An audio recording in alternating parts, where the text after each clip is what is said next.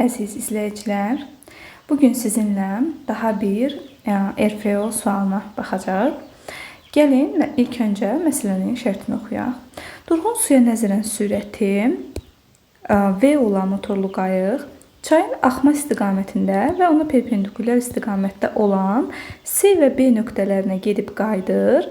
AB və AC məsafələri bir-birinə bərabərdir. Qayığın ACA və ABA yollarında hərəkəti zamanı sahilə nəzərən orta sürətlərinin nisbəti nəyə bərabərdir? Çayın axma sürəti U-dur. Gəlin ilk öncə qeyd edək ki, AB və AC yolları bir-birinə bərabərdir. Və onu S ilə işarə edək. Təbii ki, biz burada bilirik ki, A-dan C-yə gəldiyi yol elə C-dən A-ya qayıtdığı yola bərabər olacaqdır. Ona görə elə AC CA yoluna da bərabərdir. Onu da belə yaza bilərik. AC bərabərdir. AC yolunun çayın istiqamətində çayın axını ilə gəldiyi üçün qayıq və çayın sürətləri toplanılıb T1 zamanına vurulur. Daha sonra C-dən A-ya qayıtdıqda çayın axınının əksinə gəldiyi üçün CA yolu qayığın sürəti ilə çayın sürəti çıxılıb T2 zamanına vurulur. Təbii ki, bunların hər biri dediyimiz kimi S qədər məsafədir. Gəlin buradan T1 və T2 zamanlarını hərəkət tapaq. T1 zamanı buradan tapıldıqda S bölünsün V üstəgəl U. Daha sonra T2 zamanı tapıldıqda S bölünsün V çıxılsın U yaza bilərəm. Daha sonra gəlin indi AB yoluna baxaq. A-dan B-yə və B-dən A-ya qayıtdıqda heç bir çayın axını və çayın əksi sürəti burada nəzərə alınmayacaq. Lakin bir şey nəzərə almaq lazımdır ki, əgər çayın sürətini bu şəkildə qeyd etsəm, qayığın çaya nəzərən sürəti bu şəkildə olmalıdır ki, və mən AB üzrə perpendikulyar bu sürətlə gələ bilim və həmin sürətə V1 deyirəm. Həmin sürəti tapdıqda gördüyümüz kimi sürətlər fərqidir deyə ona görə də V kvadratı çıxılsın U kvadratından istifadə eləyərəm.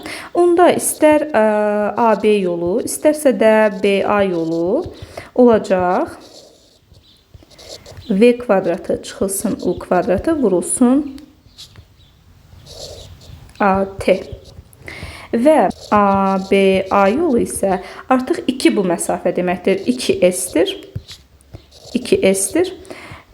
Bunu bərabər S yazaq.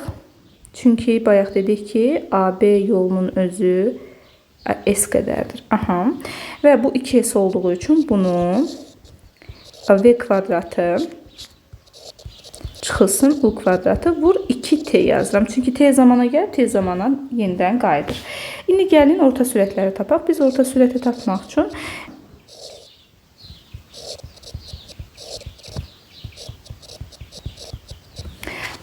gəlin ilk öncə ACA yolunda orta sürəti tapaq. Orada orta sürəti tapmaq üçün S yolunu gəlib, S yolunu qayıdıb bu 2S məsafəsi olacaqdır. T1 və T2-nin yerinə isə yuxarıda aldığımız bu ifadələri yaza bilərik.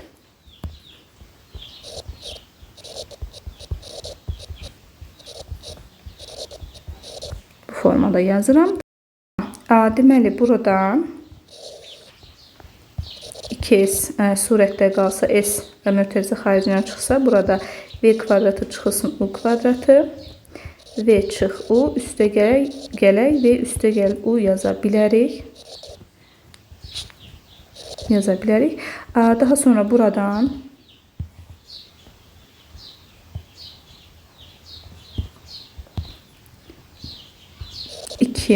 V kvadratı çıxılsın U kvadratı qalar.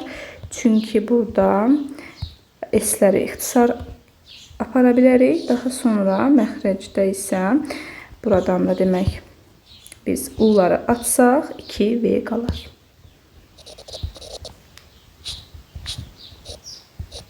Daha sonra buradan da elə 2-ləri atsaq bizdə demək V kvadratı çıxılsın U kvadratı bölünsün V şəklinə qalar. Bu ACA yolunda olan deməli orta sürət idi. İndi gəlin ABA yolunda olan orta sürəti tapaq. ABA yolunda olan orta sürəti tapmaq üçün ümumi yolumuz 2S oldu. Ümumi zamanımız 2T oldu. Yuxarıda baxsaq ki biz, baxın, 2S-i 2T-yə böldükdə elə bu sürətin özünü almış olarıq. Ona görə də bu elə bizə kökün altında V kvadratı çıxılsın U kvadratını verir. Onda biz ACA yolundakı orta sürəti, yəni tapdığımız bu ifadəni böləcəyik ABA yolundakı orta sürətə, yəni bu ifadəyə.